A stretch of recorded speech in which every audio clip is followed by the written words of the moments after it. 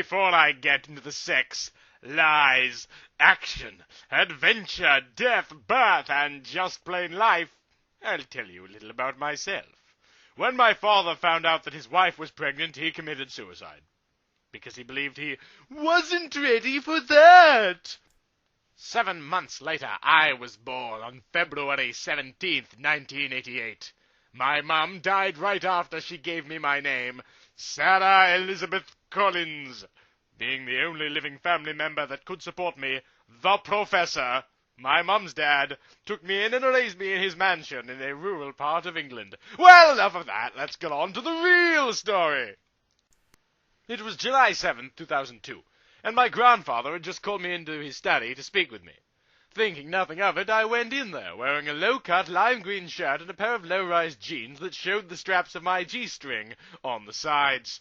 I had finished brushing half of my golden hair, and was woking on the other half as I walked into his office. Expecting to see only my grandfather, I was extremely surprised when I saw 4 other people in the room. I stopped right there in the doorway, brush halfway through my hair, mouth hanging open. My grandfather chuckled and told me to come closer. I walked up to his desk, dazed. What the hell were these people doing in my house? I was so lost in my thoughts that I didn't realize that the chair I was sitting on was already occupied. I was pulled out of my head when I felt someone tap my shoulder.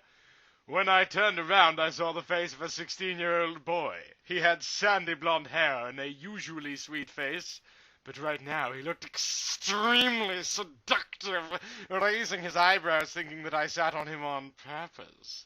I shot back with my innocent/sexy face. Once I found an unoccupied seat, I listened to my grandfather's speech. Well, Sarah, you of the war America is currently fighting with Iraq. These 4 children are caught in the middle of it. They just arrived here in England from America. The young man you sat on is Peter Pevensey. This is Susan Pevensey. He motioned toward a girl of about 15. She had dark brown, almost black hair, and nodded as I looked toward her. She was a pleb by the looks of it. She was wearing a pink collared shirt, a jean, knee-length skirt, and pink flip-flops. This is Edmund Pevensey. He pointed toward a gothic boy of 12 or 13. He, like his older sister, had brownish black hair. He was wearing black baggy pants covered in chains, a black corn shirt, and combat boots. His eyes were coated in eyeliner, more than I had on myself. He merely sneered when I looked at him. And this charming little girl is Lucy Pevensey. The little girl was about 8, maybe 9, had strawberry blonde hair. She was wearing a plaid dress that reached her mid-thigh. She smiled enthusiastically when I glanced at her cute little face. These 4 siblings' mother left them shortly after Lucy was born, leaving them with their only remaining relative, their father. Unfortunately, their father was sent off to war and asked me, his old college professor, to watch his children. I agreed, knowing that you could use some company, Sarah, and because I thought it was the right thing to do. Sarah, please assign them to rooms and bring them down for dinner at 6. Until then, have fun. As we walked down the hallway on the east side of the house, I showed them my room, in case they ever needed to ask me something, and told them where they would be sleeping. Once everyone knew there would be, I invited everyone into my room. At first we just sat and stared at each other. Then Lucy, being a little girl, wanted to go outside with Susan and play tag.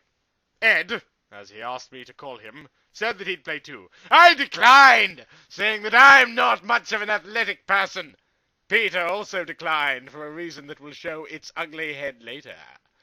3 of the 4 siblings went outside to play, and Peter immediately did something as soon as they left the room.